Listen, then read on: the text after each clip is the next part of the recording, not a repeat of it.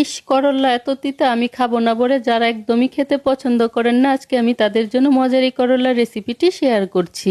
জানি তো করল্লার তিতা, কিন্তু এই রেসিপিটা যদি আপনি একবার এইভাবে তৈরি করেন তাহলে তিতাটা কিন্তু আর লাগবে না। রেসিপিটি তৈরি করার জন্য এখানে আমি 6টি করলা নিয়েছি আর করল্লার উপরের অংশগুলো কিছুটা চেঁচে ফেলে দিয়েছি।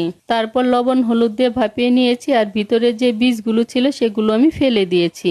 এবার পুর তৈরি করে নিব। তার জন্য প্যানে 2 টেবিল চামচ সরিষার তেল দিয়ে তেলটা গরম করে নিচ্ছি। এবার পেঁয়াজ কুচি দিয়ে পেঁয়াজটাকে হালকা করে ভেজে নিচ্ছি।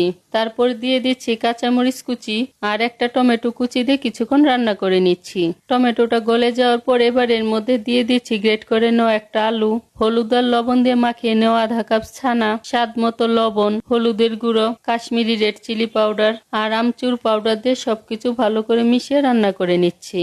5 মিনিটের মতো রান্না করে নেওয়ার পর এবার ধনেপাতা কুচি দিয়ে নামিয়ে ঠান্ডা করে নিচ্ছি। ঠান্ডা করে নেওয়া পুরটা এখন আমি এই করলার ভিতর চেপে চেপে বসিয়ে দিচ্ছি।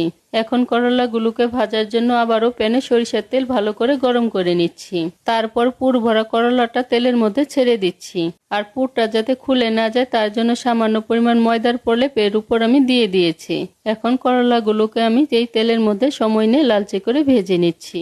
ভেজে নেওয়া হয়ে গিয়েছে, এবার তেল থেকে তুলে নিচ্ছি। ব্যাস, তৈরি হয়ে গিয়েছে পুর ভরা করলা।